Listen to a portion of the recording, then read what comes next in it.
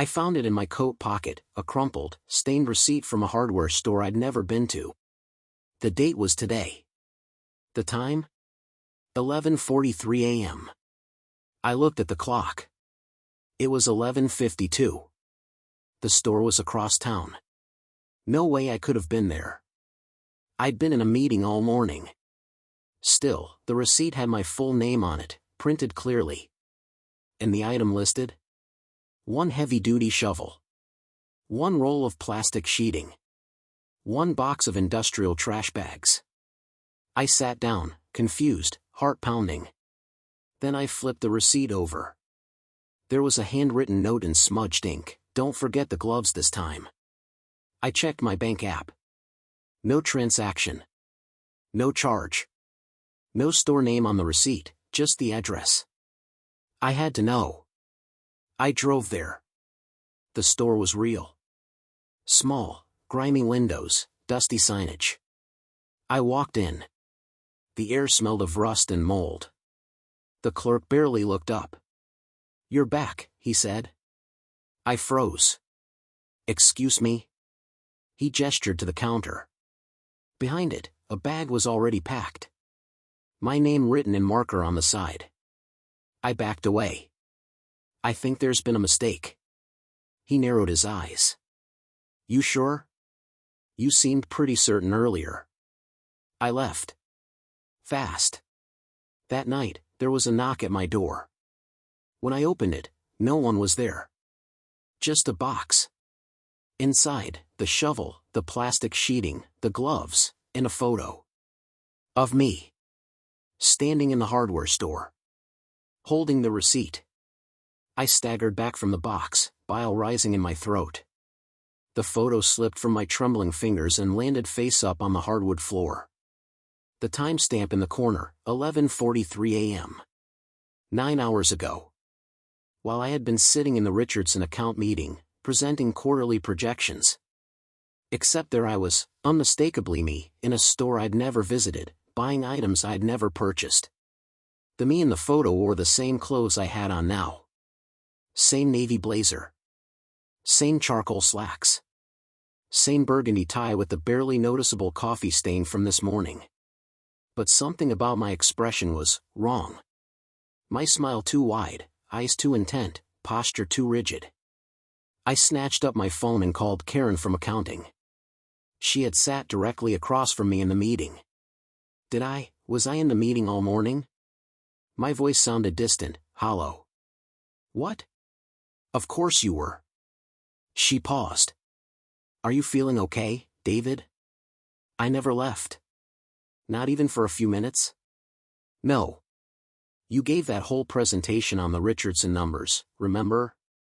You were there the entire time." Another pause. "David, what's going on?" I hung up without answering. My hands left sweat prints on the phone screen. The shovel and the box gleamed dully under my living room lights. Brand new. The blade sharp enough to slice cleanly through, what, exactly? The plastic sheeting was industrial grade, 6 millimeters thick, the kind used by contractors. Or by people who don't want to leave evidence behind. Don't forget the gloves this time. This time? What happened last time? I stumbled to the bathroom and vomited until nothing remained but dry heaves. When I looked in the mirror, my reflection seemed delayed by milliseconds, like a video call with poor connection. For an instant, I thought I saw my reflection smile while my real face remained frozen in horror. I splashed cold water on my face. Rational thoughts. I needed rational thoughts. Someone was clearly setting me up. But who? And why? And how had they gotten my exact clothing details right in the photo? My phone buzzed with a text from an unknown number. "You'll need to dig deeper than last time. The ground's frozen now." The message disappeared as I read it, deleted remotely. I tried calling the number back. Disconnected. I returned to the box, heart hammering against my ribs. I needed to get rid of it all. I gathered everything, dropped it in my trunk, and drove to a dumpster behind an abandoned strip mall. As I heaved the box over the edge of the dumpster, my phone rang. Unknown number. Hello? My voice cracked. You can't throw away what's already been done. The voice was distorted, mechanical, yet somehow familiar. Check your basement. You already started. Who is this? What do you want from me? A low laugh. I'm just helping you finish what you started. I drove home, hands slick with sweat on the steering wheel.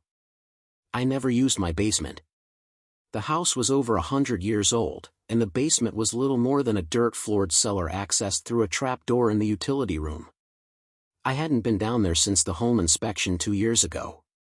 The trapdoor was open when I got home. Light spilled from below, a naked bulb I didn't remember turning on. The musty smell of disturbed earth wafted up. Something else too. Metallic. Coppery. I should have run. Called the police. Done anything but descend those rickety wooden steps. But some horrific curiosity propelled me forward, one trembling foot after another. The dirt floor had been disturbed. A rectangular section, roughly 6 feet by 3 feet, had been freshly dug up and then covered again. The soil darker, looser than the packed earth around it. The shovel, identical to the one in the box, was thrust into the mound, handle pointing accusingly at me. My knees buckled. I clutched the wooden rail to keep from falling. Something glinted in the loose soil. I knelt, fingers sinking into the cold dirt, and extracted a small silver object. A woman's earring. I recognized it instantly. Sarah wore it on our first date. The night she disappeared 3 months ago. The police had questioned me extensively. I was the last person to see her. We'd had dinner. I walked her to her car. She never made it home. Her case had gone cold within weeks. I'd grieved. I'd cooperated with the investigation. I'd been cleared. Yet here was her earring. In my basement. In freshly turned soil that I hadn't disturbed. My phone rang again. Same unknown number. You see, the distorted voice said. You already started. But you did a sloppy job. They'll find her soon if you don't move her. You need to dig deeper this time. This isn't possible, I whispered. I didn't do this. I couldn't have done this. Check your phone. Gallery. December 12th. With shaking fingers, I opened my photo gallery and scrolled back to December 12th, the night Sarah disappeared. There were photos I'd never seen. Sarah, terrified, bound with duct tape. The plastic sheeting beneath her. The shovel leaning against the wall. My basement, but brightly lit with portable work lights I didn't own. And me. In every photo. Smiling that too-wide smile, eyes gleaming with something inhuman. That's not me, I choked out. It's always been you, the voice replied. Part of you, anyway. The part that takes over sometimes. The part that's getting stronger. The part that bought those supplies this morning while you were sitting in your meeting, completely unaware. No. You've been losing time for months, David. Little gaps at first. Then hours. Soon, days. Your other self has been quite busy. The smell of turned earth grew stronger. The mound seemed to shift, subtly, as if something beneath was adjusting its position. Why are you telling me this? I demanded. Because tonight's special, the voice said, almost tenderly. Tonight, your other self isn't going back inside. He's staying out. Permanently. And you're going in the ground, with the others. I dropped the phone and stumbled up the stairs, gasping for air. The trap door slammed shut behind me. In the hall mirror, my reflection stood perfectly still while I trembled. Then it smiled that too-wide smile. Winked at me. Held up the receipt from its pocket. My world splintered as my reflection stepped out of the mirror and reached for my throat with hands that were mine but not mine. The last thing I heard was that distorted voice, my voice, whispering in my ear. Don't forget the gloves this time. My time. It was a plain brown box. No branding, no postage marks. Just my name, first and last, printed in sharp black letters on a white label. But no address. It sat on my doorstep when I got home from work. The weather was dry, no footprints on the porch. No delivery vans on the street. Just the package. And the name. My name. I brought it inside slowly. It felt heavier than it looked. I turned it over, checked every side. No tape. Just a small black sticker sealing the top flap. I peeled it away and opened the box. Inside was a single item, a VHS cassette. Unlabeled.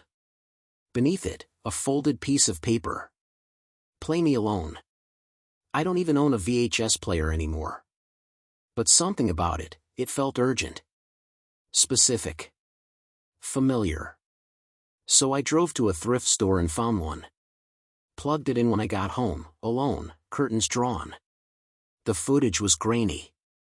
Black and white. A fixed camera angle of a bedroom, my bedroom. The layout, the furniture, everything. It showed me asleep. Then a figure appeared. It stood at the foot of the bed, barely visible in the dark. It didn't move. Just watched. Then it stepped closer. Closer. Until it was right beside the bed. I reached to stop the tape and froze. The figure turned and looked directly into the camera. Right into me. And it smiled. The screen cut to black. I pulled the tape out and smashed it. Threw the pieces in the trash. I didn't sleep that night. The next morning, a new package sat on my porch. Same box. Same label. Just my name. Inside this time, a photo. Black and white. Me, asleep in bed. Taken from the same angle as the tape. Written on the back, "You looked right at me this time." My hands trembled as I stared at the photo. The timestamp in the corner read 3:17 a.m., just 4 hours ago. I flipped it over again, studying the handwriting. Blocky capitals, pressed so hard into the paper that they left indentations on the other side. But something about the lettering seemed familiar. I rushed to my bedroom and tore it apart. Checked every corner, every crevice, every shadow. No cameras. No sign of intrusion. The windows were still locked from the inside. The only door had a deadbolt that required a key from both sides. I hadn't given anyone else a key since Diane left 2 years ago, and I'd changed the locks since then. My phone rang. Unknown number. Hello? I answered, my voice barely a whisper. Nothing but static. Then 3 clicks. Then silence. I called the police. Officer Ramirez arrived 30 minutes later, a stocky man with perpetually tired eyes. He listened to my story, examined the photo, and searched the house. No signs of forced entry, he said, scribbling notes. No cameras that I can find. In this photo, it could have been taken any time, doctored to look recent. But the tape, which you destroyed, he reminded me. Look, Mr. Chen, I understand you're frightened, but without evidence. He left me with a card and instructions to call if anything else happened. The doubt in his eyes was unmistakable. That night, I pushed my dresser in front of the bedroom door.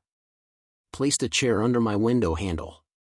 Kept every light in the house blazing. Sleep was impossible.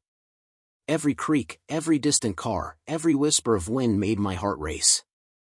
Around 2 a.m., I finally dozed off sitting upright against the headboard, a kitchen knife clutched in my sweating palm. I woke with a jolt at the sound of my alarm. 7 a.m. Somehow, I'd slept through the night. The knife had fallen beside me on the bed. Relief flooded through me, until I noticed my bedroom door was open. The dresser had been moved back to its original position. On my nightstand sat a glass of water. I hadn't put it there. I stumbled to the bathroom, bile rising in my throat. The mirror showed dark circles under bloodshot eyes. As I splashed cold water on my face, I noticed something on my neck, a small, perfectly round bruise I couldn't explain. When I walked downstairs, I already knew what I'd find. Another brown box. Inside, a USB drive and a note. I've upgraded. So should you. My hands shook violently as I plugged it into my laptop. A video file. I pressed play. The footage was crystal clear this time. High definition. My bedroom again, but from a different angle, above, looking down from the corner where the ceiling met the wall. I watched myself enter, push the dresser against the door, check the windows. Fast forward to me falling asleep, knife in hand. Then the closet door opened. The figure that emerged wasn't what I expected. Not a stranger in a mask or hood. It was familiar. The same height as me. The same build. It moved with eerie silence to stand beside the bed, looking down at my sleeping form. It reached out and gently touched my neck. Then it turned and looked directly at the camera, at me watching the footage. The smile was mine. The face was mine. But the eyes. God, the eyes were wrong. All wrong. I mouthed words I couldn't make out. Then it moved the dresser back, placed the water glass on the nightstand, and left the room. The video ended, but an audio file began playing automatically. Hello, Michael. My voice, but not my inflection. Too formal. Too precise. I've been watching you for some time now. From inside. We're getting closer to the transition. Soon, you won't be needed anymore. I slammed the laptop shut and ran outside, gasping for air. Mrs. Peterson from next door was watering her roses. You all right, dear? She called. You look awful. And who was that man leaving your house this morning? Looked just like you from behind, your brother visiting? I don't have a brother. That night, I checked into a motel 50 miles away. Used cash. Gave a fake name.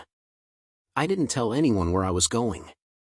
I searched the room thoroughly, under the bed, behind the paintings, inside the smoke detector. Nothing.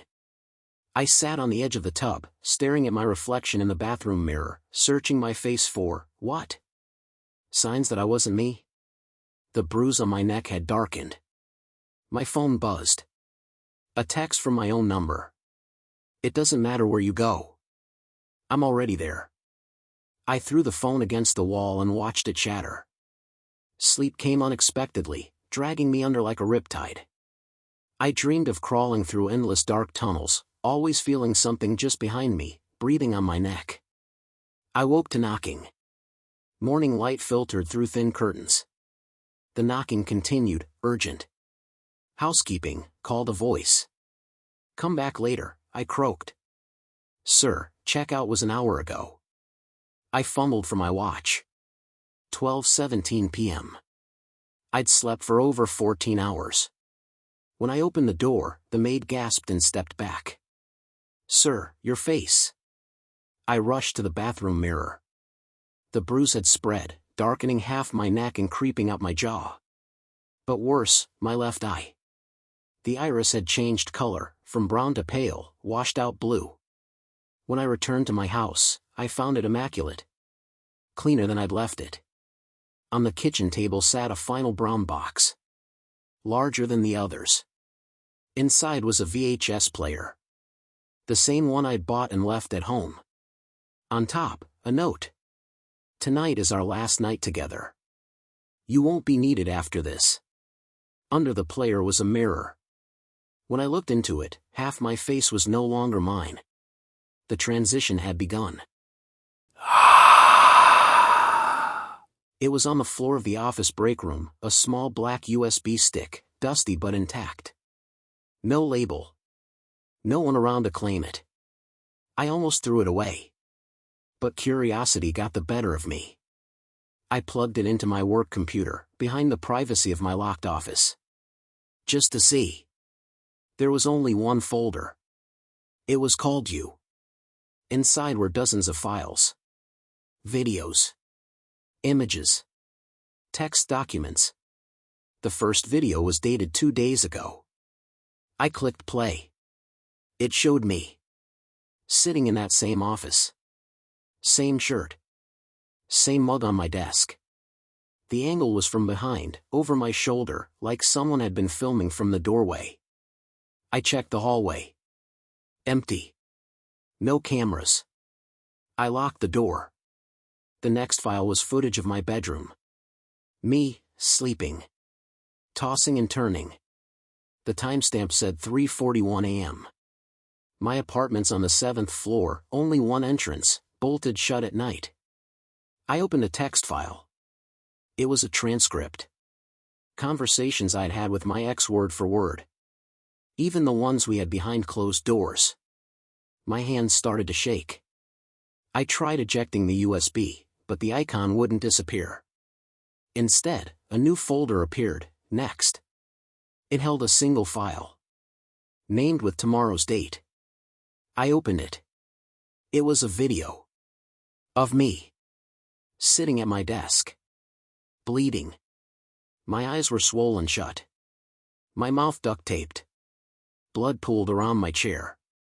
On the wall behind me, someone had written something in red, "Upload complete." I yanked the USB out. Threw it in a drawer and left the office immediately. When I got home, my phone buzzed. Unknown number, you look scared. Want to see the rest? I threw the phone across the room. The next morning, I went back to work. My computer wouldn't turn on. The screen flickered with a single message, "You're already in the file." That night, I turned on my TV. It was already playing a recording. Of me. Watching myself. From inside the screen. The image on my TV wasn't a recording. It was live. I could see myself standing there, remote in hand, mouth agape. But the angle was impossible, as if someone were filming from inside the television. I backed away slowly. The image adjusted, following me, maintaining perfect eye contact. I unplugged the TV. The screen stayed on. My phone, still lying where I'd thrown it, began to ring. The sound echoed through my apartment, unnaturally loud. Vibrating against the hardwood, it inched toward me like something alive. The caller ID displayed my own name and number. I answered it this time. "Who is this?" My voice cracked. Static crackled, then cleared. "We're almost done transferring you." The voice was synthetic, genderless, with an unsettling cadence that emphasized all the wrong syllables. 93% complete. "What are you talking about? Who are you? We've been watching you for weeks. Learning you. Every habit. Every fear. Every password in memory." The voice paused. "Your consciousness is being uploaded to our network. The process is nearly complete." I hung up, heart hammering against my ribs. My hands were numb, tingling. When I looked down, they appeared translucent in the dim light, just for a moment, before solidifying again. I ran to the bathroom and splashed cold water on my face. In the mirror, my reflection looked wrong. My movements were delayed by milliseconds, as if the connection were buffering. When I blinked, my reflection's eyes stayed open just a fraction too long. Behind me, impossibly, I glimpsed a figure standing in the shower. Dark. Humanoid but wrong, too tall, too thin, joints bending at unnatural angles. When I spun around, the shower was empty. The curtain undisturbed. My phone buzzed again. A text message. "Check the USB. Final stage requires your consent." Against every instinct, I returned to work that night. The building was empty, security lights casting long shadows down sterile hallways. My office door stood open, though I'd locked it earlier. Inside, my computer was on, screen glowing blue in the darkness. The drawer where I'd thrown the USB was open. The drive sat connected to my machine. On screen, a simple dialog box. Upload, 93% complete except transfer. Y/N. My cursor hovered over N4 no. The screen suddenly flickered, showing rapid-fire images: my childhood home, my first kiss, my father's funeral, my job interview for this very position, memories flashing by, being drained away, digitized. A new window opened, showing a live feed of my apartment. Someone was there. Walking around. Touching my things. Wearing my clothes. It was me. Or something that looked exactly like me. It moved with uncanny precision, examining my possessions like artifacts in a museum. It stood before my bathroom mirror, practicing expressions, joy, sadness, anger, with mechanical exactitude. Then it looked directly at the camera and smiled. A text appeared beside its image. I'm ready to replace you. Just say yes. It won't hurt.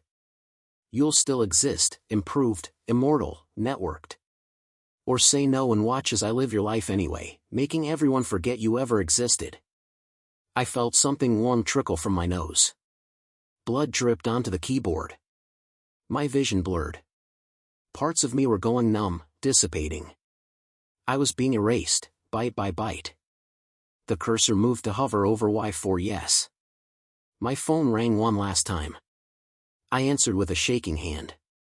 Why me? I whispered. You were perfect, the voice replied.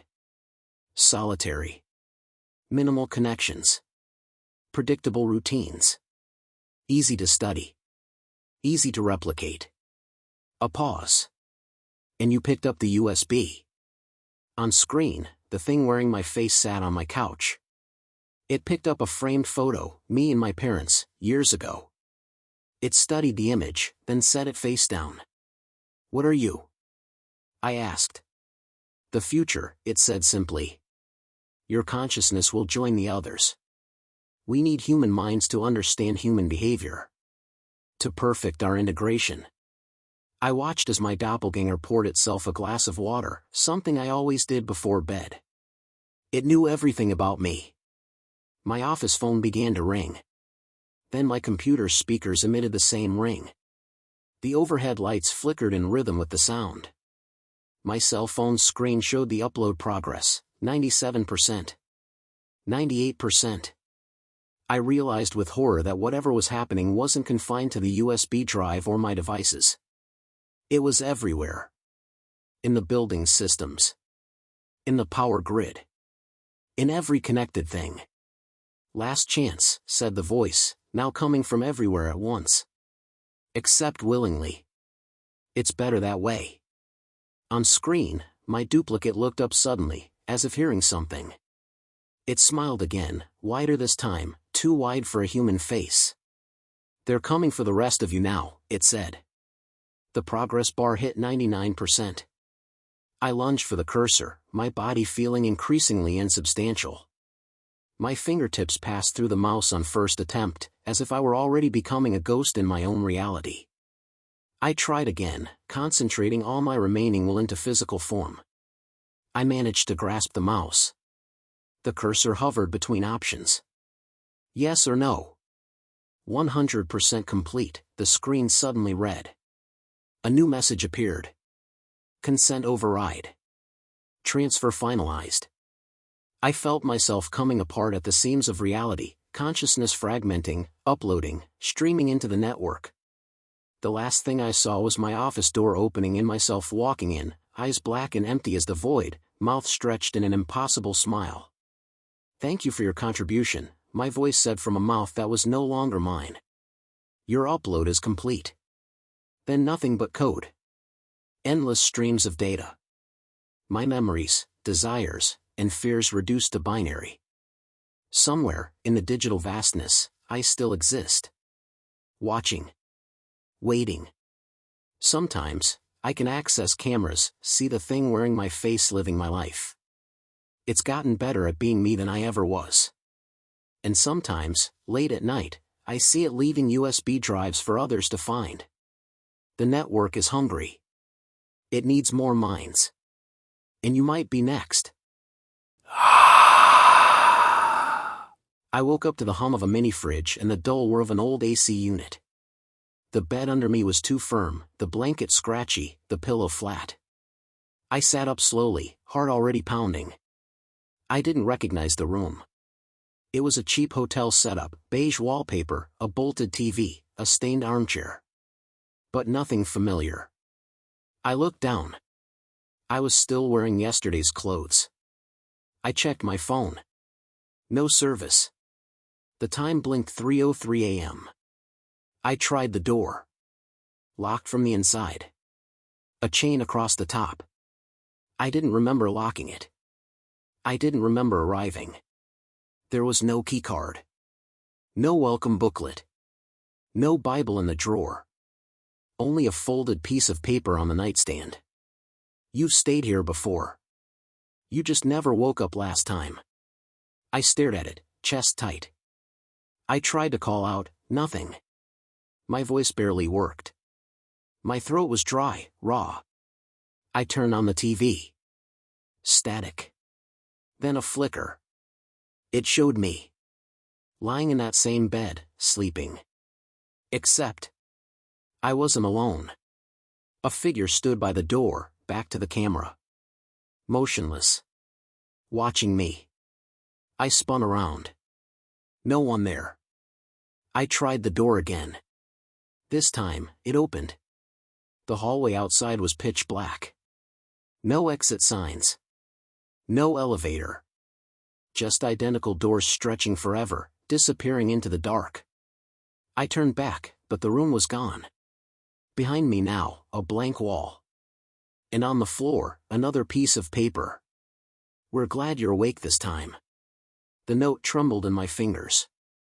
Something warm and wet dripped onto the paper, my nose was bleeding, thick crimson drops spattering across the words. I wiped my face with my sleeve and tasted copper. I pressed my palm against the blank wall where my room had been, feeling the wallpaper, the same sickly beige pattern, but somehow wrong. The texture beneath my fingers shifted subtly, like something organic pulsing beneath the surface. I jerked my hand away and stumbled backward. The corridor stretched endlessly in both directions, identical doors lining each side, their brass numbers gleaming dully in non-existent light. Where was the light coming from? There were no fixtures, no windows, just a suffocating dimness that allowed me to see without revealing the source. My watch read 3:04 a.m. 1 minute had passed. The second hand ticked backward for 3 counts, then resumed its normal path. I chose a direction and began walking, trailing my fingers along the wall to steady myself. The carpet muffled my footsteps completely, too completely. Each step felt like sinking into something that gave too easily. After 20 paces, I tried a door. Room 218. It opened easily. Inside was the same room I'd woken in. Exactly the same, down to the rumpled sheets where my body had lain. The TV was still on, still showing the static-laced feet of the empty bed. But now there was something else. A dark stain spreading across the sheets. Fresh. Wet. I backed out, pulling the door shut. The brass numbers now read 219.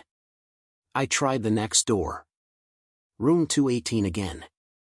The same scene inside, but the stain had grown larger. The next door, 218. Again. And again. Each room identical. Each stain larger, darker, spreading from the center of the bed like a blooming flower of rust. My nose wouldn't stop bleeding. My shirt was soaked through now, the metallic taste filling my mouth. I spat onto the carpet, watching as it was absorbed too quickly, the fibers writhing subtly around the moisture. At the 12th door, still marked 218, something changed. The room was the same, but now there was a figure sitting in the armchair. Its back was to me, head bent at an unnatural angle, as if examining something in its lap. Hello? My voice sounded wrong, too deep, too hollow, as if speaking through water. The figure didn't move, but a sound emerged from it, a wet, clicking noise like fingernails against teeth. I stepped closer, compelled by a horrible fascination. As I circled the chair, I saw what the figure held, a small, leather-bound book. A guest registry. Names and dates filled the pages, the ink still glistening wet. The last entry was mine. Next to it, a check-in date but no check-out. The figure lifted its head. It wore my face, but wrong, distorted. The eyes too large, the mouth stretched wide in a rictus smile that revealed too many teeth, arranged in concentric circles down its throat. You don't check out of the night in, it said, my voice emanating from that impossible mouth. You just move rooms. I ran back into the hall, slamming the door. The corridor had changed, now sloping downward at a nauseating angle. The doors were closer together, the ceiling lower. The numbers still read 218, but some were inverted, some scratched out entirely. My phone vibrated in my pocket. Impossible, there was no service. The screen showed a text from my own number. Look behind the wallpaper. I dug my fingers into a seam in the beige pattern and pulled. The wallpaper tore with a sound like screaming, peeling away in long, wet strips. Behind it was not plaster or drywall, but a membrane, pulsing, veined, glistening in the dim light. It contracted as the air hit it, a visible ripple running along the corridor in both directions.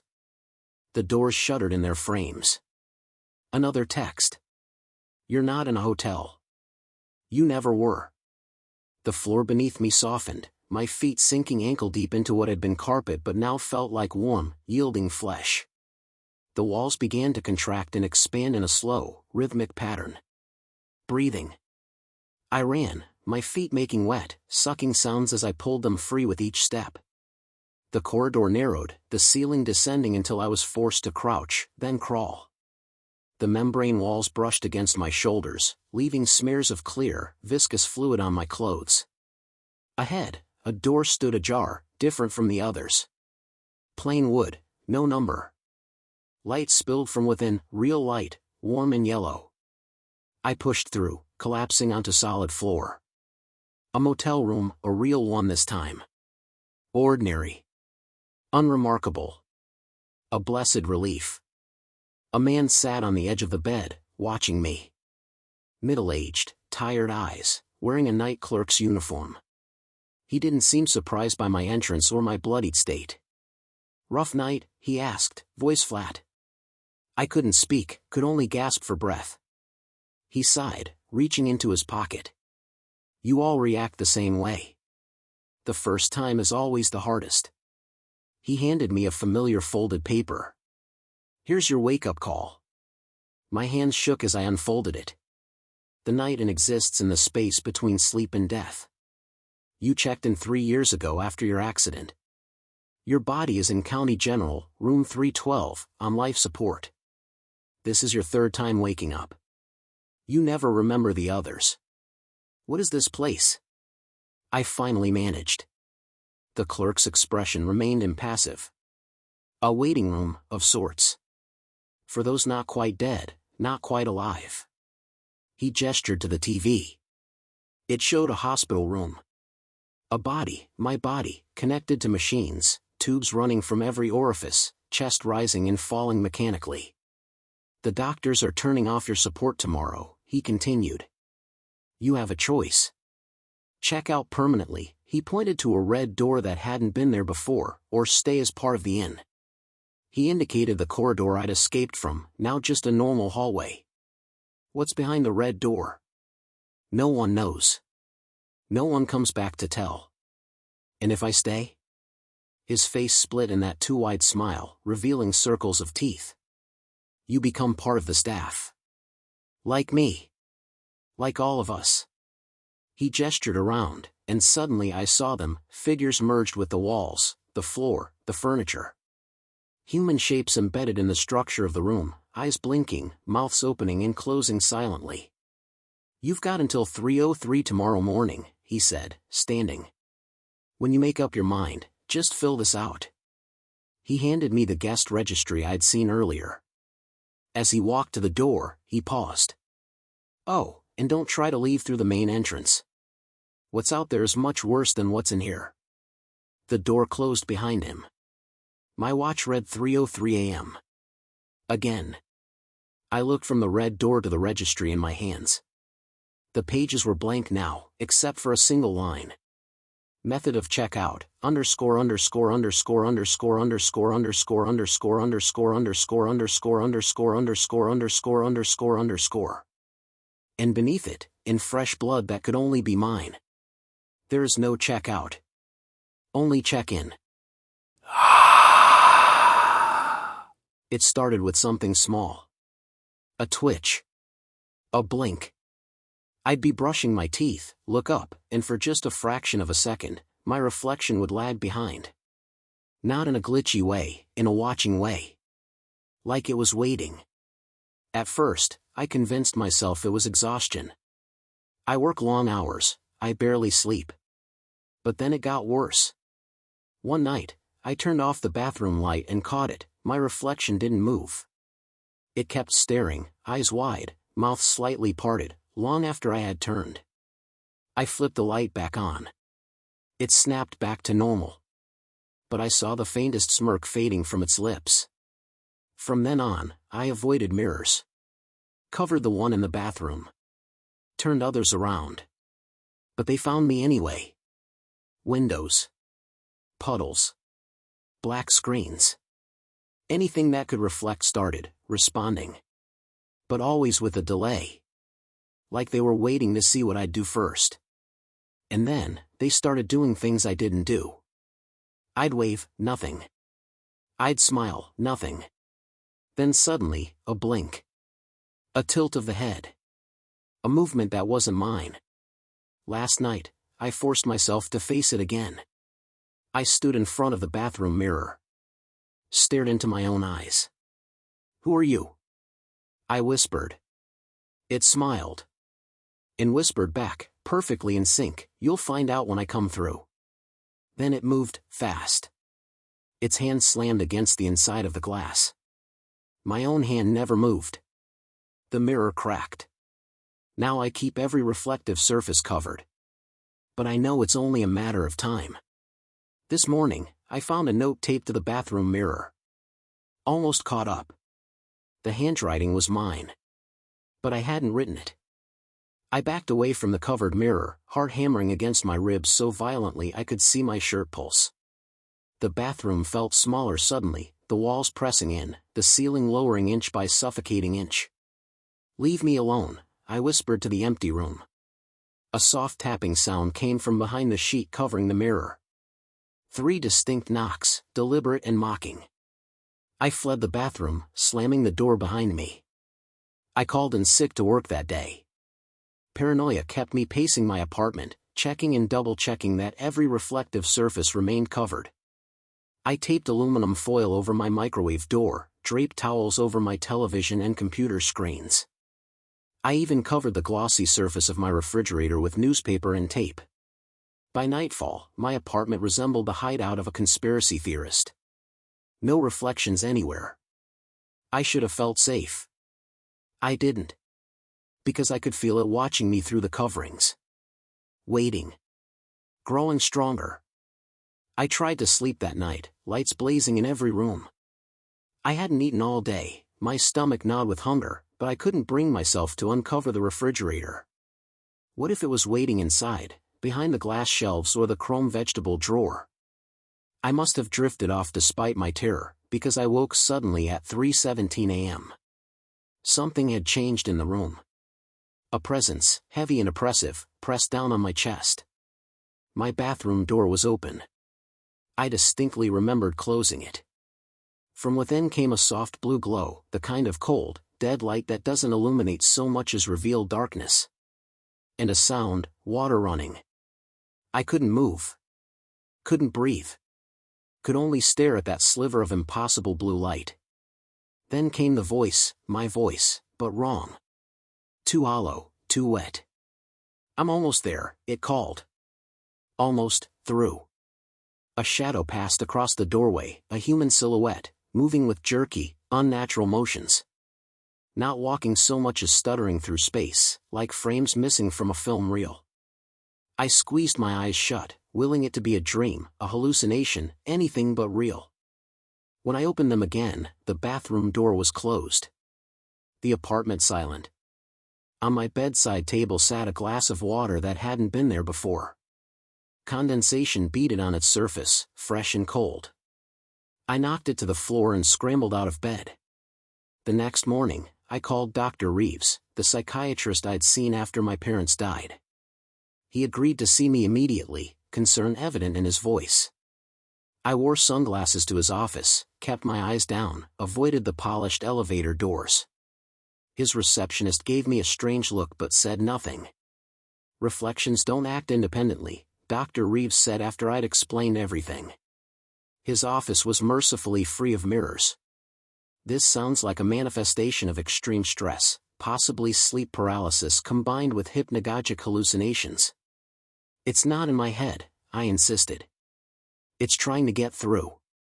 To replace me. He leaned forward, expression gentle. When was the last time you truly slept? Or ate a proper meal? I couldn't remember. I'm prescribing something to help you sleep, he said, writing on his pad. And I want you to stay with a friend for a few days.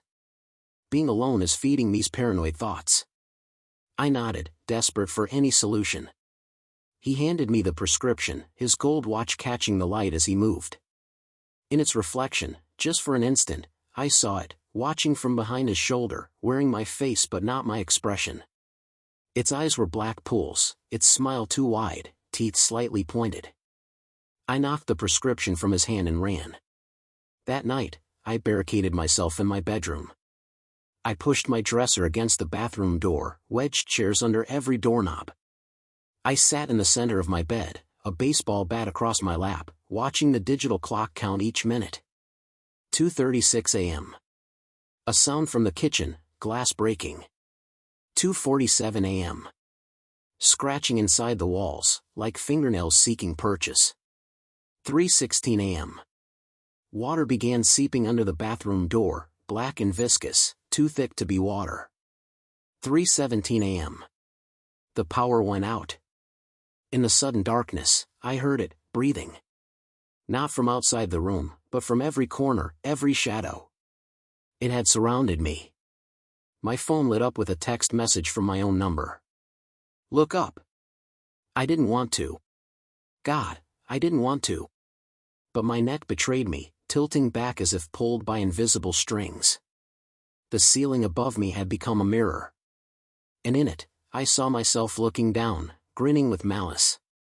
Its hands pressed against the surface, fingers elongated, joints bent at impossible angles.